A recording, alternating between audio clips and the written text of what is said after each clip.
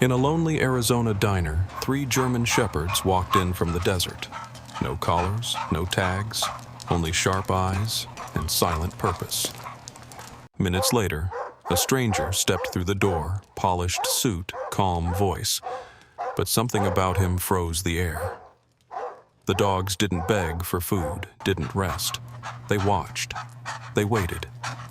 And when the moment came, their instincts uncovered a secret no human had dared to notice. This story isn't about chance, it's about loyalty that saves lives. If you believe dogs carry pieces of heaven within them, hit like and subscribe for more stories like this.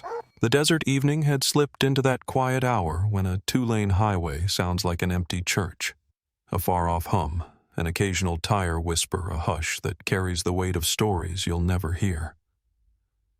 The Sunflower Diner sat a half-mile off Route 60, a squat rectangle of windows and chrome, its neon coffee cup blinking like a patient heartbeat.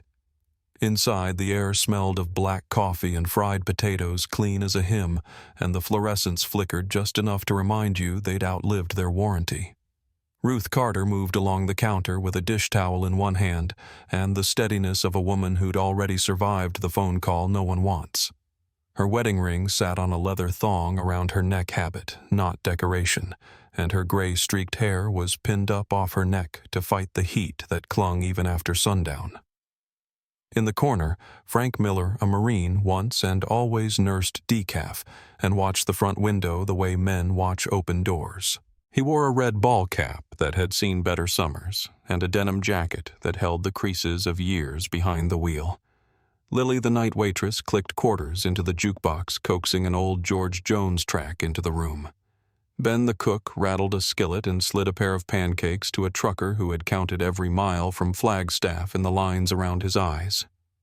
The bell over the door gave a light, almost embarrassed chime.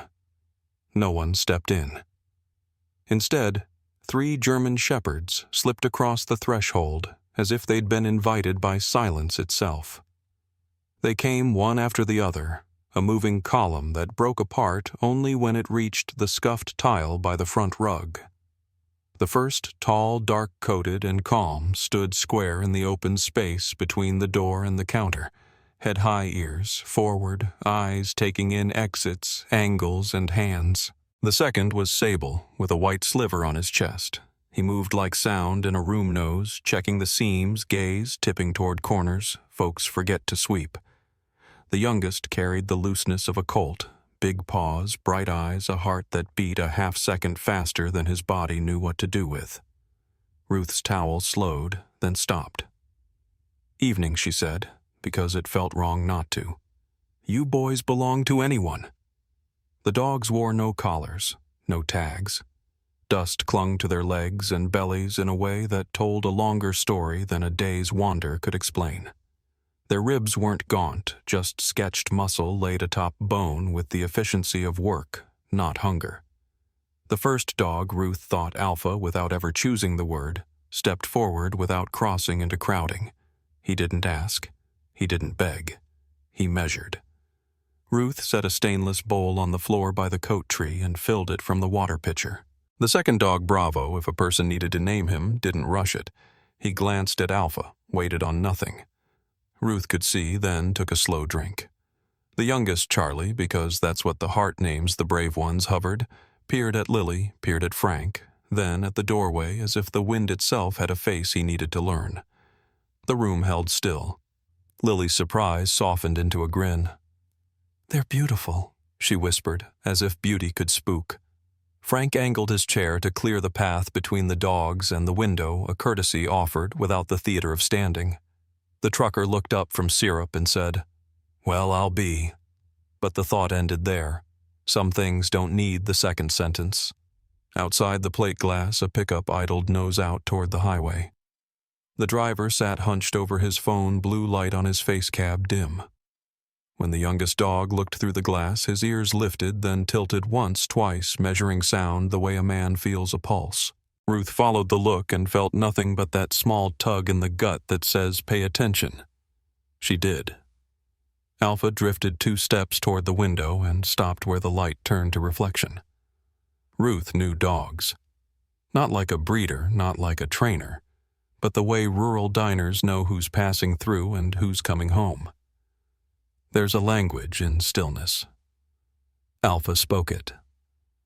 Bravo finished his measured drink, licked his lips like a gentleman, and padded toward the booths along the left wall.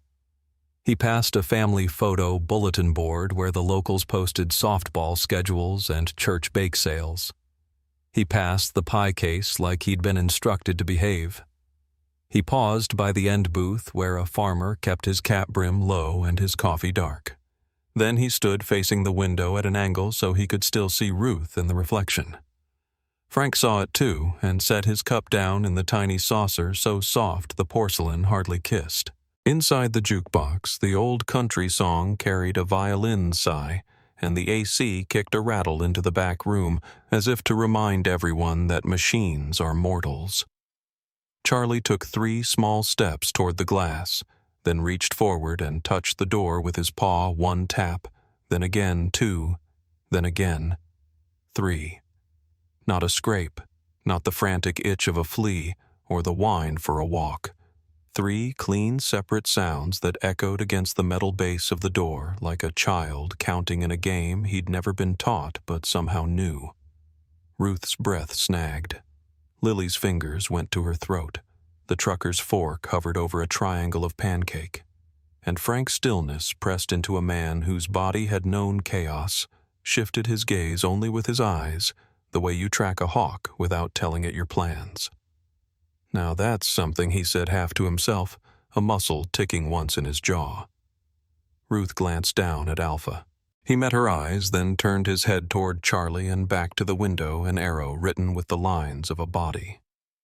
Frank stood slow enough that the dogs didn't alter a hair. He walked to the door and looked out past the glass as if the night had asked him a question.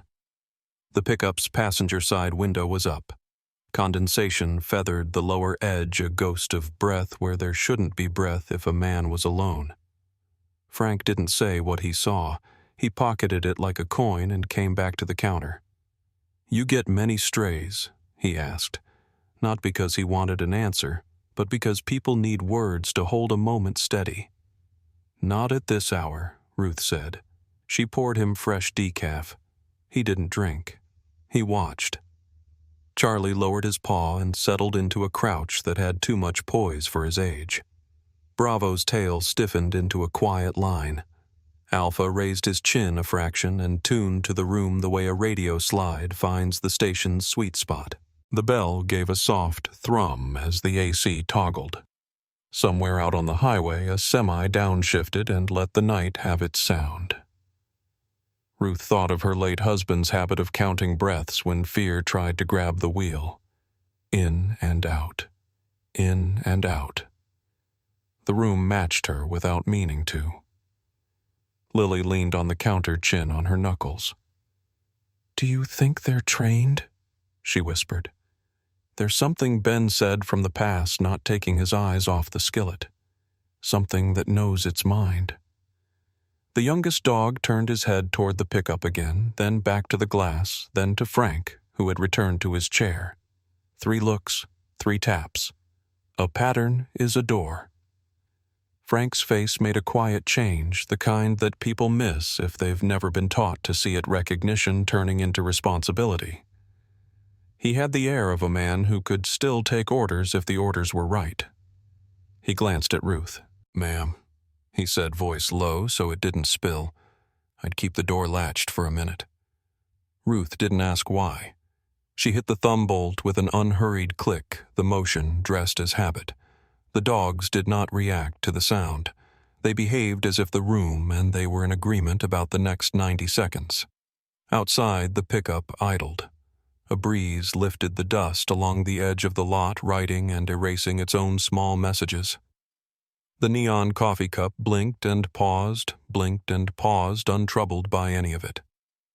Alpha stepped so that his shoulder brushed Ruth's shin, not leaning, not asking, just drawing a line of proximity in case the night decided to change its mind.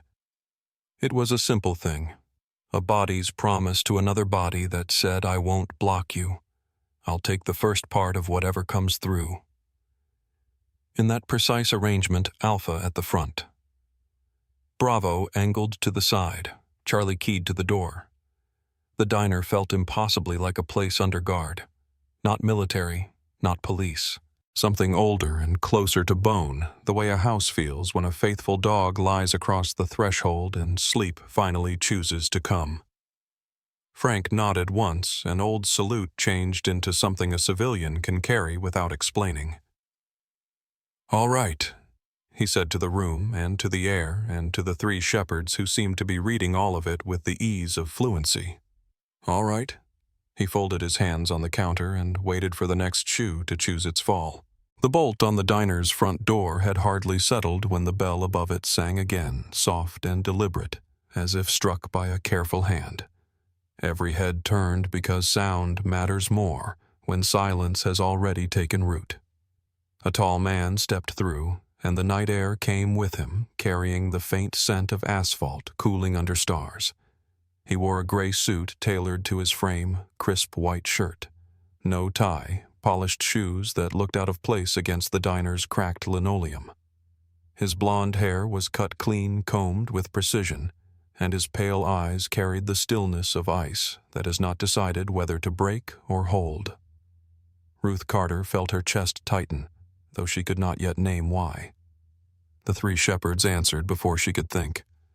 Alpha rose to full height and planted himself squarely in the narrow walkway between the counter and the row of booths. His body was steady, neither aggressive nor yielding, but positioned with the certainty of someone who has chosen where a line should be drawn. Bravo shifted from his angle near the bulletin board shoulders, tense lips parting just enough to release a vibration from deep in his chest. It was not a snarl, not yet, but a low warning that hummed like a bass string tuned to danger. Charlie, the youngest, slid backward until his haunches brushed the door. His ears flattened slightly, his eyes flicked between the man's shoes and the dark outside, as if calculating escape routes or ambushes. Instinct and training fused into nervous readiness. The man paused. His expression did not falter, though his eyes scanned the dogs with an unreadable measure. He did not step back. Instead, he allowed the door to close behind him and moved with a smoothness that suggested he expected paths to clear on their own. When Alpha did not yield, the man stopped just inside the threshold, a faint smile playing across his lips, without touching his eyes. "Evening," Ruth offered, her voice thinner than she intended. "Coffee, please," he said, his tone clipped, practiced, the kind that carries no interest in conversation. He made no comment about the dogs, no attempt to approach or shoo them aside. Ruth gestured toward an open stool at the counter. The man walked with deliberate control, shoulders squared, and when he sat, his back remained straight, as if the seat were a witness as much as furniture. Ruth filled a mug and set it before him. His hand, long-fingered and steady, rested on the counter but did not yet touch the cup. She noticed the faint bulge beneath his jacket near the left side, the kind that spoke not of a wallet but of a holster. Her breath paused, then resumed without giving away what she had seen. The jukebox hummed faintly in the corner, but even George Jones seemed to hesitate around the edges of the man's presence. Across the room, Frank Miller adjusted in his booth seat posture, military despite his age. His eyes moved from the dogs to the stranger and back again, taking measure without announcing it. The trucker who had been halfway through his pancakes pushed the plate aside, no longer hungry. Lily stood frozen with the stack of menus in her hand as though she had forgotten their purpose. The man wrapped his fingers around the coffee mug at last and raised it slightly, though he did not drink. His pale eyes looked past the window toward the pickup idling outside, then shifted back toward his reflection in the glass. Alpha did not move from his station body, blocking any path toward the door. Bravo took 2 deliberate steps closer, each one quiet, but waited until he stood at the far end of the counter. His gaze locked his chest, rising in slow, deliberate rhythm. Charlie remained near the door but lowered himself into a crouch. Tail, stiff eyes wide, scanning with the hyper-alertness of youth. The focus of the 3 dogs was absolute, unified, unnatural for strays. Ruth knew dogs enough to understand that such unity did not happen without reason. The stranger's hand lingered on his mug, then set it back down with a soft click. He spoke without looking at anyone in particular. "Quiet place," he remarked almost idly.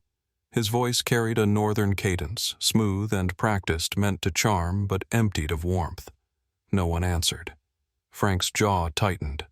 Lily shifted her weight from one foot to the other, and Ruth wiped the counter again, though it was already clean.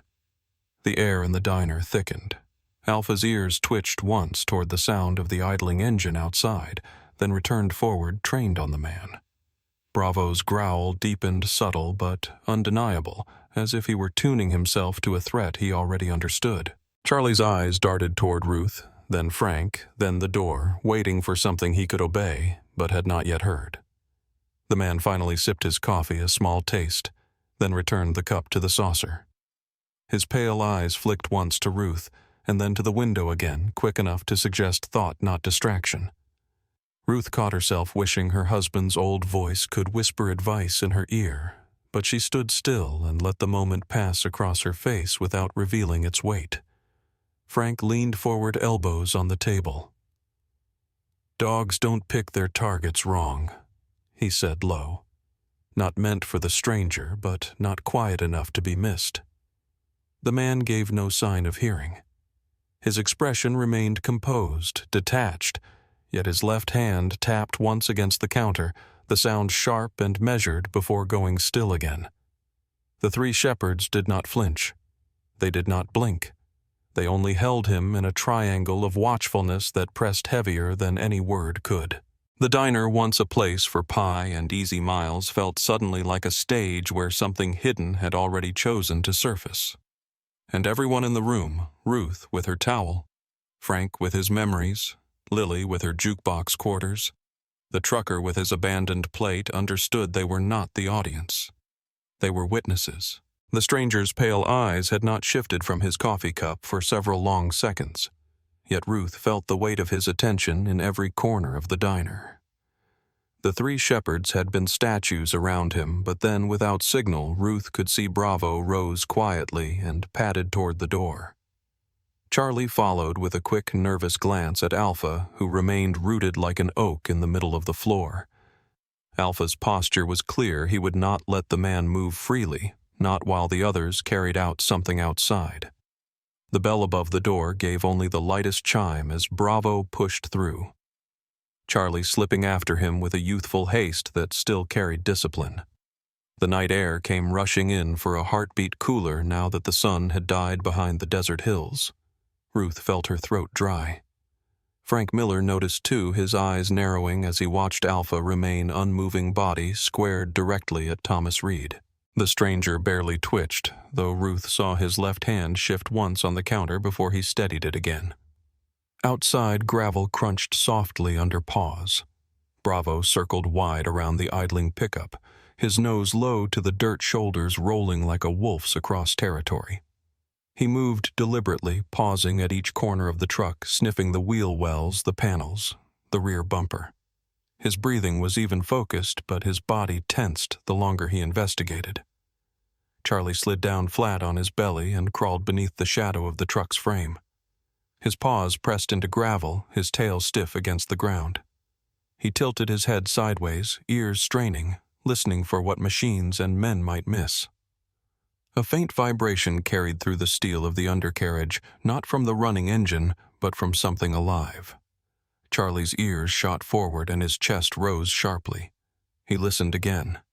The sound was muffled, strained a human rhythm, not mechanical.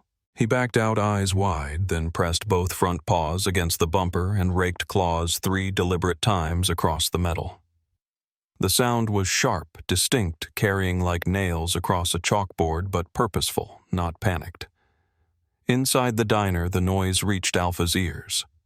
He flicked once, then settled eyes still locked on Thomas Reed. Frank leaned forward, his jaw tightening, but he said nothing. Ruth's heart picked up, though she did not yet know what Charlie had discovered. Outside, Bravo moved to stand squarely at the rear of the truck.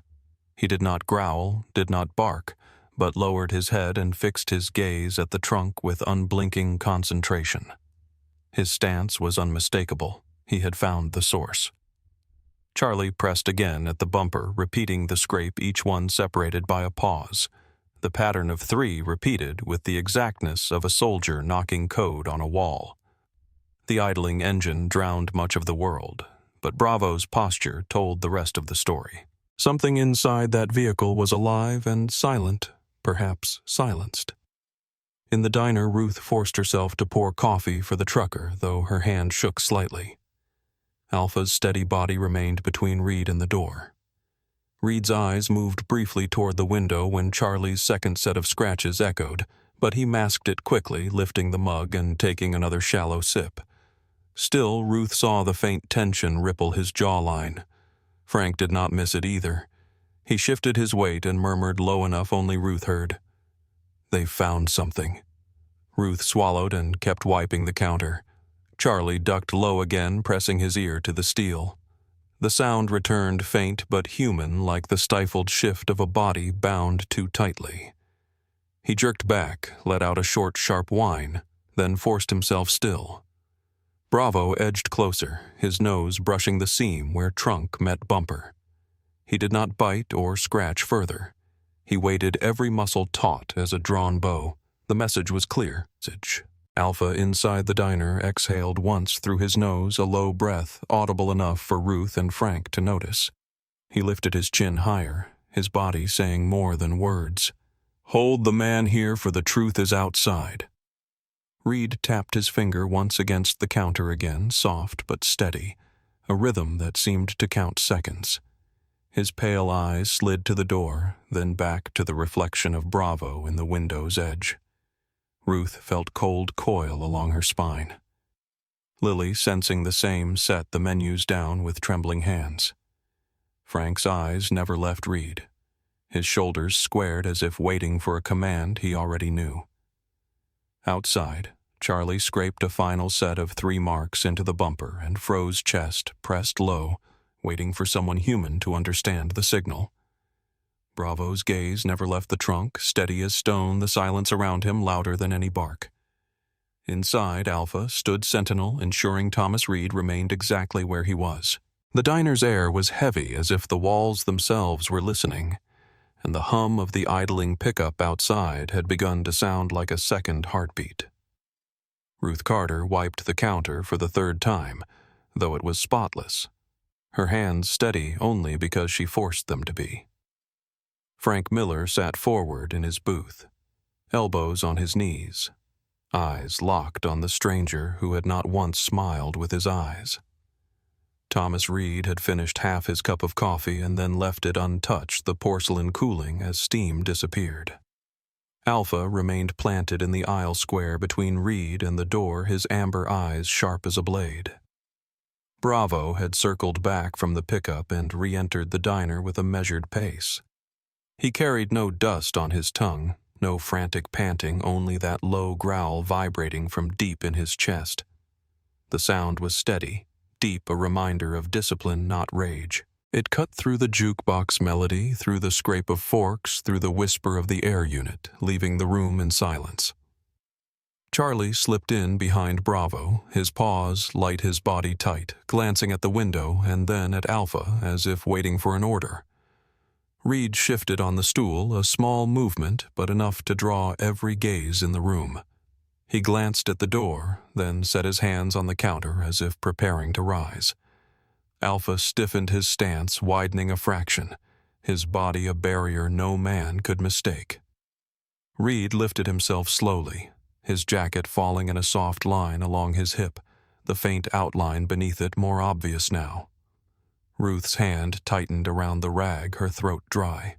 The stranger adjusted his cuff as though brushing off lint, but his body angled toward the door.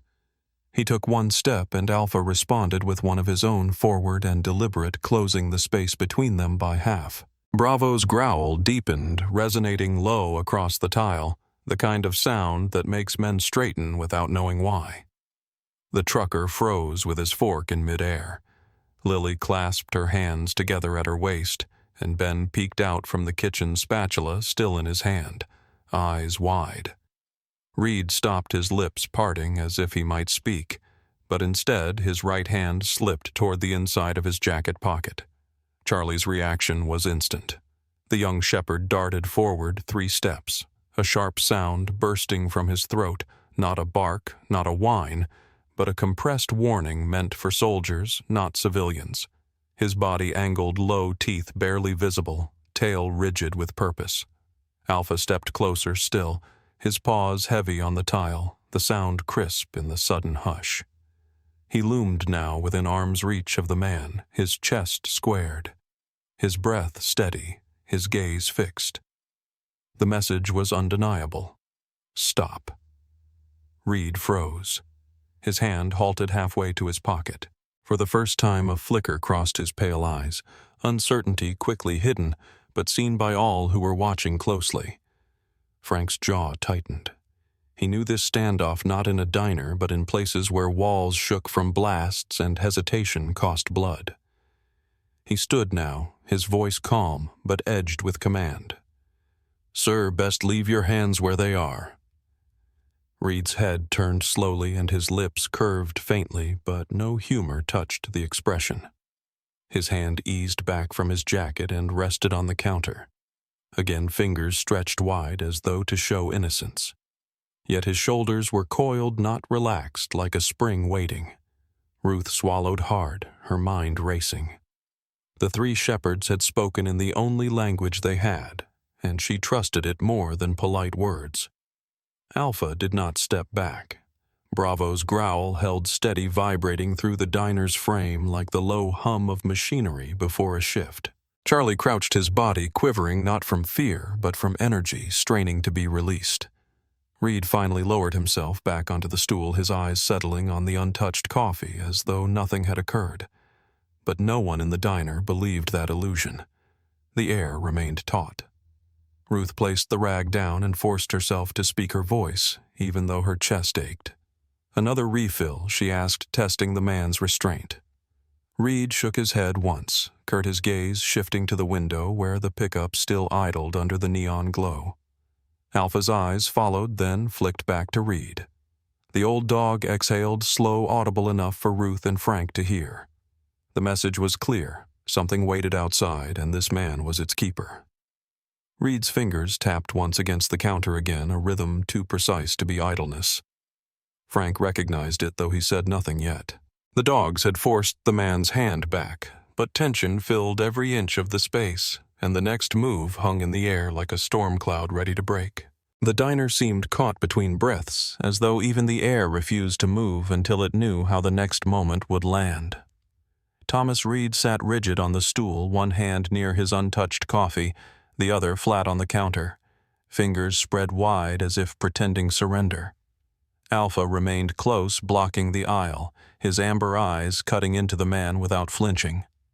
Bravo stood a pace behind the low rumble in his throat, no longer rising, only holding steady like the hum of a warning wire. Charlie crouched near the door, ears forward, tail stiff, body trembling with youthful restraint. Then Frank Miller shifted in his booth. He had been quiet, letting the dogs speak with their bodies, but the scrape of Charlie's claws on the bumper outside, and now the tension in Alpha's stance had stirred something buried deep. His eyes narrowed, and his lips parted slightly, the recognition crawling out of memory.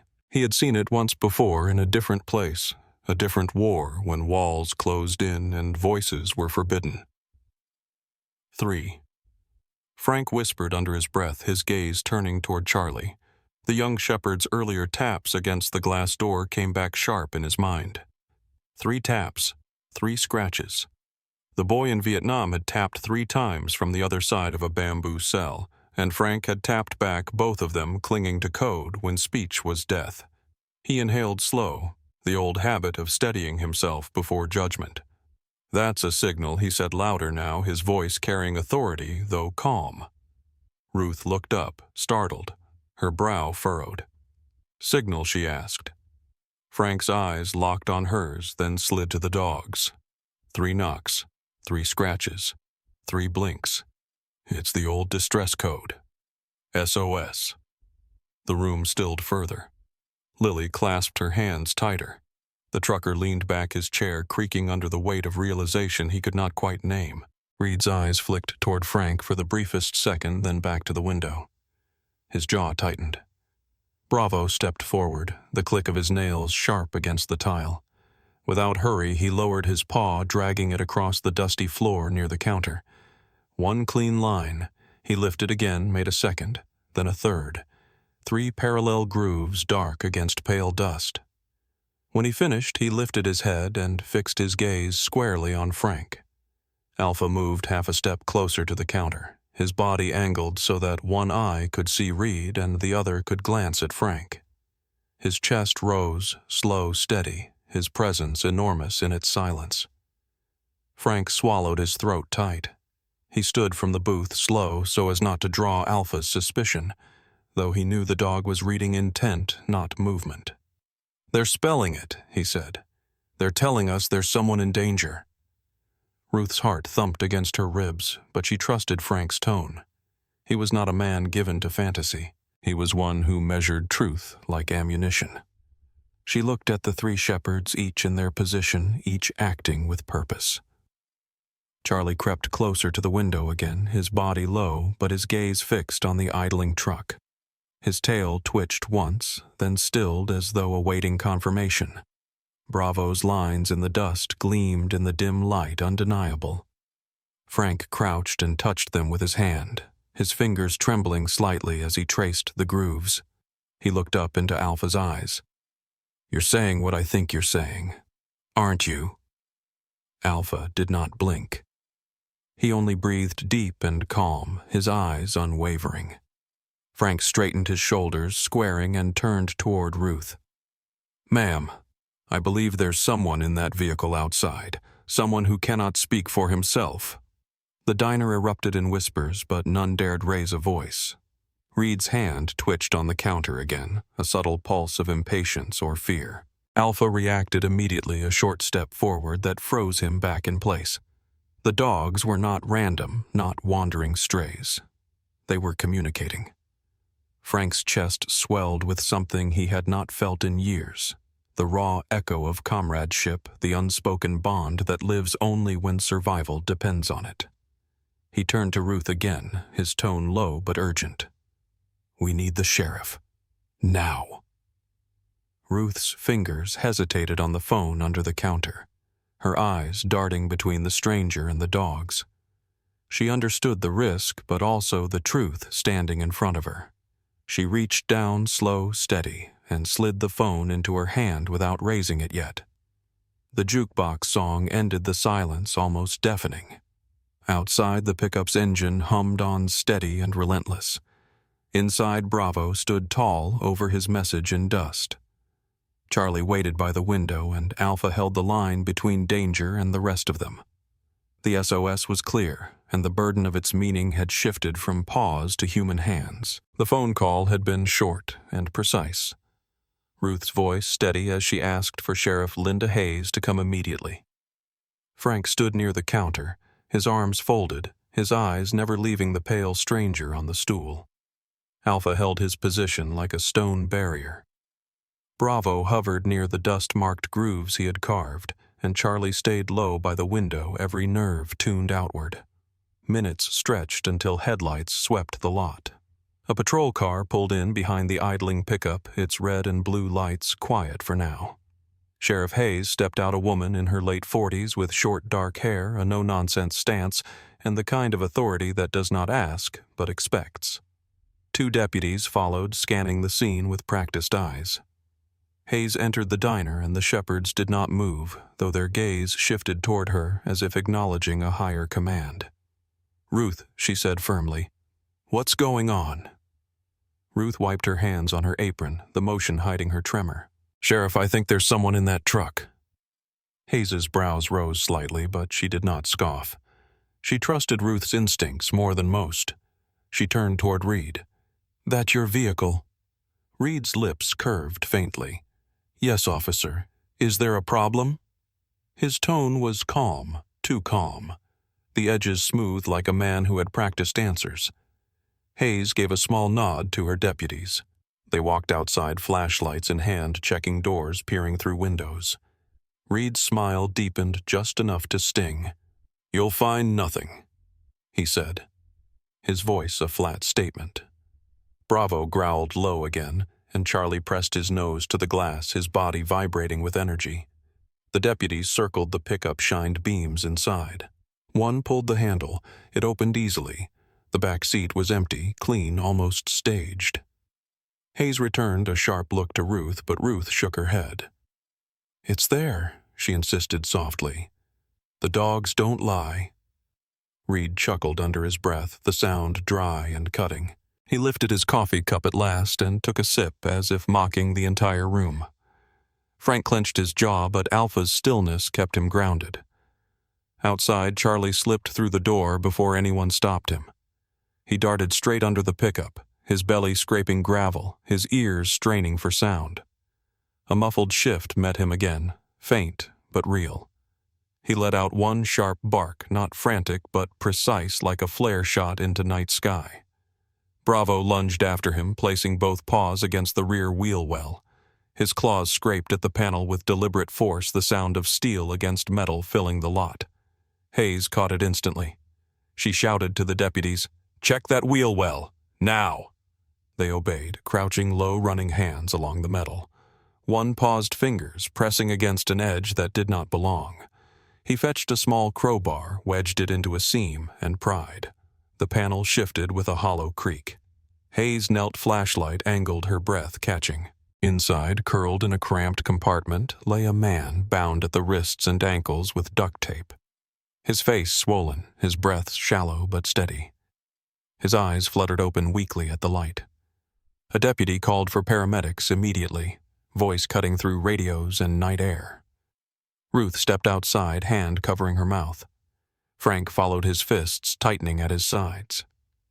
Alpha stayed inside, with Reed blocking him as the man finally turned his head toward the window, his pale eyes narrowing at the scene. Hayes barked orders, her voice sharp as she directed her deputies to cut the man free carefully, to keep him breathing, to get medical help here now. Charlie crawled out from under the pickup, his chest heaving, but he stayed near the rear, watching, his eyes wide with concern. Bravo remained pressed against the wheel well, as if ensuring no one could close the hidden compartment again. The man inside coughed weakly as the tape came free. He tried to speak, but only a rasp came out. Hayes leaned closer. "You're safe," she said. "Steady. We've got you." The paramedics arrived within minutes, their lights flashing across the gravel lot. They eased the man onto a stretcher, checked his pulse, gave him water in small sips.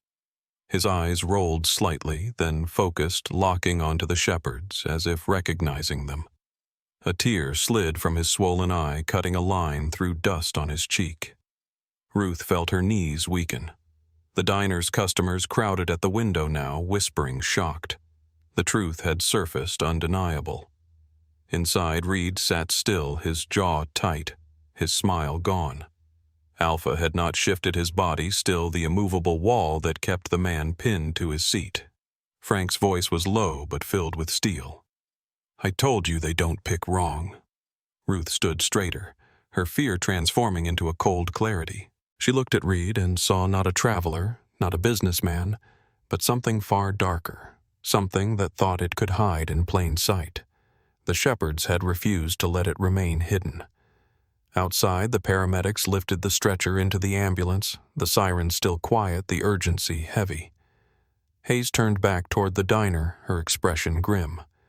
The dogs had pulled truth into the open, but danger was far from gone. The lot was lit in strobes of red and blue as deputies rushed around the pickup, paramedics securing the battered man onto a stretcher. Sheriff Hayes barked instructions, her boots crunching gravel, her voice carrying authority sharpened by urgency. Inside the diner, Alpha had not moved from his post between Thomas Reed and the door, though his muscles coiled with tension, reading every twitch from the man's pale hands. Reed sat still, his coffee cold, but his eyes had shifted from calm to something harder, sharper, the look of calculation under pressure. Frank Miller watched him closely, his instincts screaming that the man was waiting for his moment. Ruth stayed behind the counter, her hand hovering near the phone again, though she knew no call could move faster than what was about to unfold. One deputy entered breathless to report to the sheriff, and his holstered weapon glinted under the fluorescent lights as he turned. In a movement faster than most could track, Reed rose from the stool, his hand snapping to the deputy's sidearm, yanking it free in a clean, practiced grip. Gasps erupted. The deputy stumbled backward, shocked, his hands raised in useless protest. For a heartbeat, the world froze. Then Alpha launched forward, his body a thunderbolt of controlled power. His jaws locked around Reed's wrist with precision, clamping just below the weapon, twisting his forearm with a force that drove the muzzle skyward. Reed grunted, staggered the pistol, discharging a deafening crack into the ceiling tiles. Dust rained down, screams pierced the air, dishes shattered on the counter, but Alpha held fast, every muscle anchored in purpose. Bravo surged forward, instantly planting himself broadside between Reed and the nearest cluster of patrons. His growl rolled deep and thunderous, a wall of sound that vibrated in every ribcage present. His stance was wide, shoulders squared, eyes burning. Reed tried to wrench his arm free, but Alpha's grip was unyielding, his teeth locked like steel. The pistol wavered useless, caught in the binding of muscle and bone. Ruth ducked low behind the counter, shielding her head, while Lily pulled the trucker toward the floor, their eyes wide with terror. Frank remained standing, his fists clenched, his eyes locked on the fight as if decades fell away, and he was once again in a place where men wrestled for survival. Outside, deputies rushed toward the diner, but Charlie had already chosen his move. The youngest shepherd darted out the swinging door, paws pounding gravel as he curved around the side of the building. He cut a wide arc, not charging into the chaos, but sprinting with calculated speed. His path took him behind the diner and then around to the rear lot, where shadows stretched long under the flashing lights. He slid into position behind Reed's vehicle, his body low, his ears forward. He was not reckless. He was sealing the exit. Inside, Reed shoved with desperate strength, his pale eyes flaring as Alpha dragged his wrist downward. The pistol clattered once against the counter, still trapped in his hand, but he could not aim. Bravo's growl grew louder, his body an immovable barricade that kept every bystander out of the line of fire. Reed twisted, tried to pivot toward the door, but Alpha slammed his weight into the man's side, forcing him against the counter edge.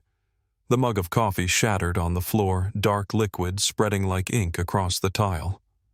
Ruth's heart hammered so loudly she thought the whole room could hear it. She prayed silently that the dogs would not falter.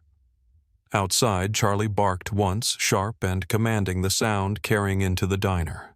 Reed's head turned instinctively toward the noise, and in that fraction of distraction, Alpha wrenched his arm downward again. The pistol slipped free, clattering onto the tiles, spinning harmlessly under a booth. Bravo lunged forward, snapping his jaws close to Reed's leg, forcing him to stumble back. Deputies burst into the diner with weapons drawn, shouting for Reed to surrender, their voices sharp and overlapping. Reed tried to lunge toward the doorway, but Alpha blocked. Bravo pushed from the side, and Charlie was already visible through the glass outside, crouched low, his eyes locked on the exit. Reed froze, realizing the trap. 3 dogs in formation, each one placed with precision. Alpha at the front line. Bravo flanking Charlie, cutting off retreat. Their coordination was undeniable, deliberate, and chillingly professional. Ruth stared, her throat tight. "They're not strays." She whispered the words, trembling into the charged air. Frank nodded slowly, his eyes filled with a grim kind of awe. "No," he said. "They're soldiers." Reed's chest heaved. His eyes darted from dog to dog, then to the deputies with guns trained on him. For the first time, his composure cracked, a bead of sweat rolling down his temple. Sheriff Hayes stepped into the doorway, her voice cutting through the chaos. "Drop it. Now." Reed's empty hands twitched, his jaw clenched, but Alpha tightened his grip just enough to remind him of the price of refusal. Bravo growled again, A final warning, and Charlie outside gave another sharp bark, sealing the standoff with sound. Slowly, Reed's fingers uncurled his hands, rising into the air. The deputies moved in, seizing him, forcing him down, snapping cuffs over his wrists. Alpha released only when ordered, his muzzle stained with the taste of struggle, but his eyes still locked on Reed. Bravo stepped back, chest heaving, but his gaze did not soften. Charlie trotted in through the door again, circling behind the deputies, his young body vibrating with adrenaline, but his tail, low steady, disciplined. The diner breathed again for the first time in what felt like an hour. Plates rattled as patrons exhaled. Ruth pressed her hand to her chest, and Frank finally sat his knees weak from the tension. Sheriff Hayes scanned the three shepherds with a look that held both respect and wonder. "Not strays," she murmured to herself, repeating Ruth's words, but louder this time. Not by a long shot. The night's chaos gave way to the harsh order of the sheriff's department. Fluorescent lights hummed overhead, pale and unforgiving, their glow pooling across beige walls and steel desks. Deputies typed reports. Phones rang evidence bags crinkled under latex gloves. The scent of burnt coffee and dust mixed with the faint tang of disinfectant, a blend every small-town station seemed to carry. Sheriff Linda Hayes strode through the main corridor. Her jaw set, her eyes still burning from the scene at the diner. Behind her padded three shadows, steady and silent. Alpha walked closest his stride, even his chest broad, his gaze still sharp as if guarding her flank. Bravo moved with cautious precision, his nose twitching as he read scents most men never noticed.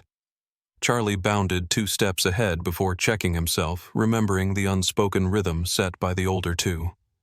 Deputies watched as the shepherds passed, whispers breaking along the hall. "Not strays," someone muttered. "Not with that discipline." In the evidence room, Deputy Ortiz unlocked the door and gestured. "We've cataloged Reed's belongings, ma'am. Vehicle's been towed. Standard sweep, nothing unusual yet." Hayes nodded her attention, half on the shelves lined with boxes, half on the dogs now exploring. Alpha stood near the door like a sentry, but Bravo drifted deeper, weaving between lockers and file cabinets, his nails clicking lightly against the linoleum. He moved with purpose, his head low, his ears twitching. He paused at a metal storage cabinet near the back. Ortiz frowned. That one already inventoried. Only vehicle papers, no contraband. Bravo lowered his body, sniffed the seams, then sat abruptly, tail stiff against the floor. His amber eyes fixed on Hayes with unwavering focus. Hayes stepped forward. "Open it." Ortiz hesitated, then pulled the key ring from his belt and turned the lock. The door swung open with a metallic groan. On the top shelf sat a neat stack of folders, beneath them an unmarked box sealed with heavy tape. Ortiz frowned, cutting it open with his pocket knife. Inside, bundles of cash in both U.S. and foreign bills lay stacked beside forged passports, driver's licenses with different names but the same faces, and a set of counterfeit vehicle titles. Hayes exhaled slowly. "So that's what you were hiding," she said under her breath, not to Ortiz, but to the dogs who had revealed it. Bravo stood calmly, as though this had always been inevitable. Ortiz shook his head, muttering, "I checked this once already," Hayes answered. "You're not trained to smell guilt." Bravo blinked once, then padded back toward Alpha, as though his task was complete. Meanwhile, in the infirmary wing of the station, the rescued man lay on a cot, bandages wrapped around his wrists and ankles, his breaths steadier now under oxygen. Paramedic Sandra leaned over him, checking vitals, while Frank Miller sat nearby, a silent witness, unwilling to leave. Ruth had come too, her apron still on her face, weary but resolute. Sheriff Hayes entered quietly, Alpha slipping in at her side, Charlie close behind. The man stirred, his eyes flickering open. He swallowed with effort, his voice hoarse. "Water." Sandra helped him sip slowly, then nodded for him to try again. He looked around the room, confused, disoriented, Then his gaze landed on the 3 shepherds. A tear welled instantly. I tried. He rasped, his voice barely audible. I tried to signal. Frank leaned forward, his weathered face softening. Signal how? The man blinked, his swollen eyes struggling to focus. I blinked. 3 times. Again and again. SOS. I thought no one would see. His breath hitched, but they saw. They were there. 3 shadows, 3 sets of ears. They didn't leave me. Charlie inched closer, resting his head against the edge of the cot, his eyes wide with recognition.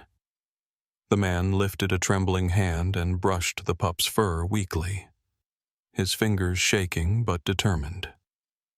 These dogs, he whispered. They knew. They saved me. Ruth felt her throat tighten, tears pressing at the corners of her eyes. Hayes glanced at Frank, the weight of the truth solidifying between them. Who are you? She asked the man gently. His lips moved, forming the words with effort. Staff Sergeant Mark Jensen, United States Marine Corps. Missing 2 weeks. The room stilled. Frank lowered his head, a silent salute heavy in the gesture. Ruth placed a hand over her chest. Hayes spoke firmly, though her voice carried respect. You're safe now, Sergeant. We've got you. Alpha lay down near the cot, his body a silent shield, his gaze fixed on the door as though still guarding against unseen threats. Bravo stood behind him, steady and alert, while Charlie nestled close, refusing to leave Jensen's side. Sandra adjusted the IV and looked at Hayes. He'll live, but he needs rest. Jensen's eyes fluttered, but he fought to keep them open, his hand still resting against Charlie's fur. His voice cracked but carried gratitude. Don't let them go. They're not strays. They're guardians. The word lingered in the sterile air, carrying more weight than the medical equipment could measure. Hayes turned toward Ruth and Frank. We're not done. Whoever Reed works for, this runs deeper. But tonight, these dogs gave us the first real lead. Frank nodded, his jaw firm. And they gave this Marine his life back. Outside, the night pressed against the station windows, still dark, still waiting. Inside, the rescued man drifted into healing sleep while the 3 shepherds stood watch-proof that some signals never go unanswered. The courthouse in Tucson stood firm beneath the pale morning sun, its sandstone facade weathered but solemn, its broad steps filled with reporters, officers, and citizens curious about the case that had captured the entire county's attention. Inside the courtroom carried an air of restrained chaos, the murmur of voices bouncing against the paneled walls, the scrape of benches as people leaned forward waiting for the trial of Thomas Reed to begin. At the prosecution table sat Assistant District Attorney Caroline Ward, a focused woman in her late 30s with a clear, steady gaze. Beside her stood Sheriff Hayes, her uniform crisp, her presence authoritative, without a single wasted gesture. Frank Miller and Ruth Carter sat in the gallery, silent witnesses to what was about to unfold, their faces a blend of anticipation and gravity. Defense Attorney Richard Cole, a polished man with silver hair and a careful smile, rose to his feet. His voice was smooth, his cadence practiced. Ladies and gentlemen of the jury, he began, we are not here to be swayed by folklore or by the antics of stray animals. Dogs bark, scratch, and growl all the time. To assign meaning to their behavior is to fall into coincidence and imagination. My client is not guilty of the serious charges brought before him. He is guilty only of being in the wrong place at the wrong time. A ripple of murmurs swept the benches, but Ward rose calmly, her tone cutting through with clarity. Coincidence, Mr. Cole.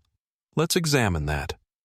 She gestured toward the projection screen as a deputy dimmed the lights. Security footage flickered to life. First, the diner grainy but clear enough, Alpha standing rigid before the door blocking Reed's path. Bravo circling outside near the pickup, claws raking the wheel well. Charlie crouched low under the vehicle, his body tense as he released one sharp bark. The footage rolled again from a different angle, showing the exact timing of each action. Ward's voice was steady. Only near this vehicle, only at this time, only directed at this defendant's property. Not before, not after, not toward any other car or person. This is not random. This is recognition, reaction, and response. And it led directly to the discovery of a Marine held against his will. The jury watched silent, their faces shifting from doubt to dawning comprehension. Cole cleared his throat, tried to interrupt. With respect, these are strays. Strays do not testify, Ward countered swiftly. No, but cameras do, and the evidence they revealed was undeniable. She nodded to the deputies, and the lights brightened once again. Attention hung in the room like a taut string ready to snap. The bailiff opened the side door, and 3 shepherds entered, led by handlers, but walking with no tug, no hesitation. Alpha in front, Bravo to the left, Charlie to the right. The shuffle of feet and coughs faded instantly. Silence settling heavy across the courtroom. Even the judge, a man of 60 with years of hardened experience, leaned forward unconsciously. Alpha's stride was measured, his body upright, his eyes locked on Reed as if the crowded room did not exist. He did not pause, did not glance at anyone else. He walked directly to the defense table and stopped at Reed's chair, sitting squarely before him, chest lifted like a soldier standing guard. Bravo moved next, circling with precision before planting himself to Reed's left. His posture tall, his ears pricked forward, his low growl vibrating just enough to reach the first row of the gallery. Charlie followed, sliding into position at Reed's right, his body low but steady, his eyes sharp despite his youth. The formation was perfect, front, left, right. A triangle of intent that spoke louder than any witness could. Reed shifted in his chair, his pale eyes darting once toward Cole, then toward the floor, then back at the dogs. His lips tightened, but no words came. The jury leaned forward, transfixed. For a full minute, no one spoke. Even the judge allowed the silence, as though recognizing the gravity of what stood before him. Caroline Ward finally broke it. Coincidence. Mr. Cole, or coordination that reveals training, memory, and purpose. The defense attorney opened his mouth, but no argument came.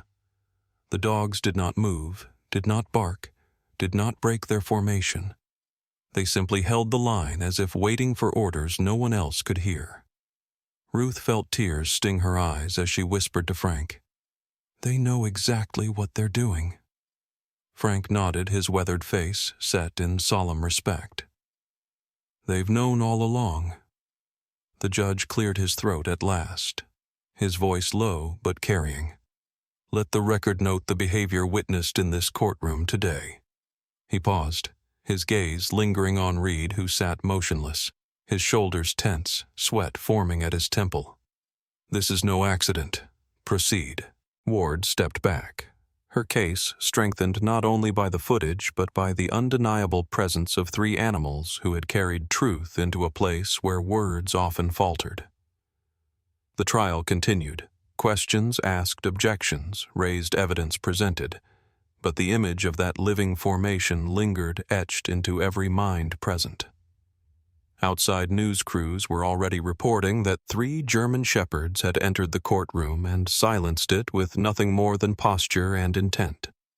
Inside, the trial moved forward, but the dogs had already spoken in the only language they needed. The trial closed with Thomas Reed convicted on every major count. The courtroom emptied, and the shepherds quietly led away from the spotlight they had never sought.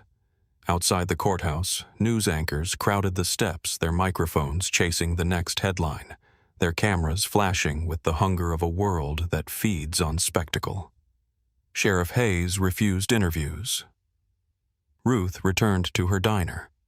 Frank shook his head at the noise, but the 3 shepherds remained calm, their eyes steady, as if the clamor meant nothing compared to the quiet truths they carried. In the weeks that followed, reports and inquiries unfolded. Records were pulled from forgotten files, conversations traced through old military channels. A retired handler came forward, a man named David Foster, who recognized Alpha's silvered muzzle and scar over his eye from a photograph printed in the paper. He arrived at the sheriff's department with documents in hand explaining that Alpha Bravo and Charlie had all once served as K-9 units in a Marine Corps base in California. Their service records told stories of patrols rescues and detection missions, each dog paired with a handler who had eventually left the service. Bureaucratic errors had left them without transfer papers, their files lost in a shuffle of redeployments. When their unit disbanded, the dogs had been released quietly, their history erased by oversight rather than malice. They were not strays, they were veterans abandoned by paperwork. Sheriff Hayes listened carefully, her eyes softening as Foster described Alpha's discipline, Bravo's nose, Charlie's early training before the separation.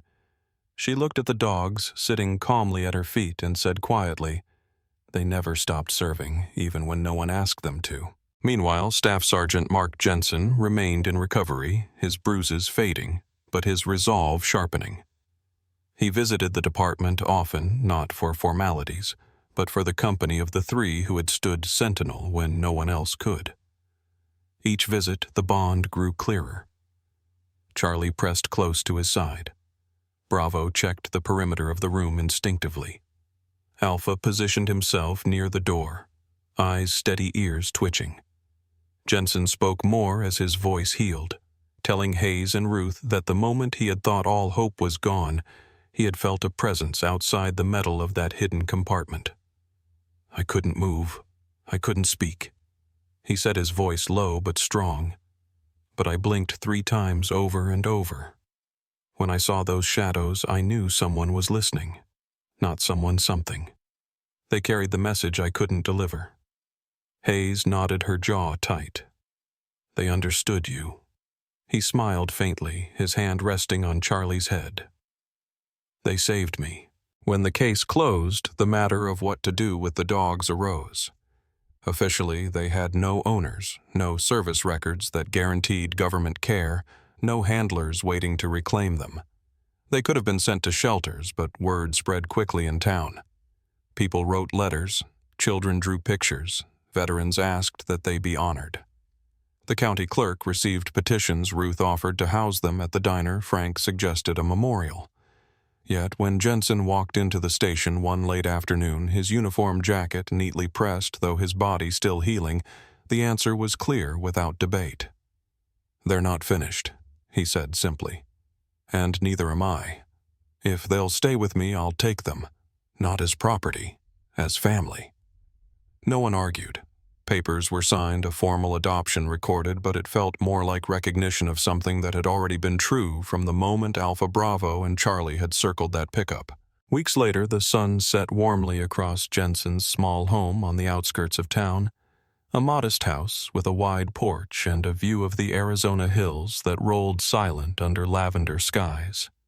The air smelled of mesquite and dust, the kind of scent that lingers long into memory. Jensen sat on the steps, a glass of water in his hand, his body at rest in a way it had not been in years. At his feet lay Charlie. His youthful energy finally calmed as he pressed close, his breathing slow, his head resting against Jensen's boot. At the edge of the gravel drive stood Bravo, his body alert, his ears twitching at every rustle beyond the fence, his stance protective but calm, a sentinel who had chosen his post. And nearest to the porch, stretched across the top step, lay Alpha. His muzzle silver, his eyes heavy yet unbroken. His head rested upon his paws, but his ears remained upright, scanning, always listening for signals others might miss.